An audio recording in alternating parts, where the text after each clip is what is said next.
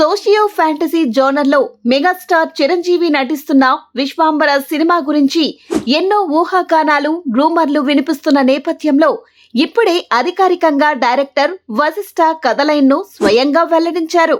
వశిష్ఠ చెప్పినట్లు మనకు తెలిసిన 14 లోకాల్లోనే కాదు, వాటిని దాటి కూడా ఓ లోకం ఉంది.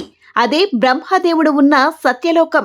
ఈ కథలో హీరో నేరుగా ఆ సత్యలోకానికి ఎలా వెళ్తాడు, తన ప్రేమను ఎలా వెనక్కి తెస్తాడు, అదే ఈ కథ బేస్ అని డైరెక్టర్ స్పష్టం చేశారు. ఇప్పటికే వాస్తవ ప్రపంచాన్ని తలపించేలా సెట్స్ వేసినట్టు ఆయన చెబుతూ ఉంటే, ప్రపంచ స్థాయి విఎఫ్ఎక్స్ కంపెనీలు ఈ సినిమాకి పనిచేస్తున్నాయంటే విజువల్ ఎక్స్పీరియన్స్ ఎలా ఉంటుందో ఊహించవచ్చు.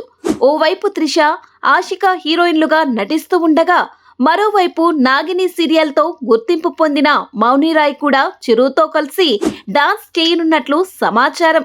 అది కూడా మెగాస్టార్ క్లాసిక్ మాస్ నంబర్ రగులుతోంది మొగలిపొద పాట రీమిక్ అని వార్తలు గట్టిగా వినిపిస్తున్నాయి.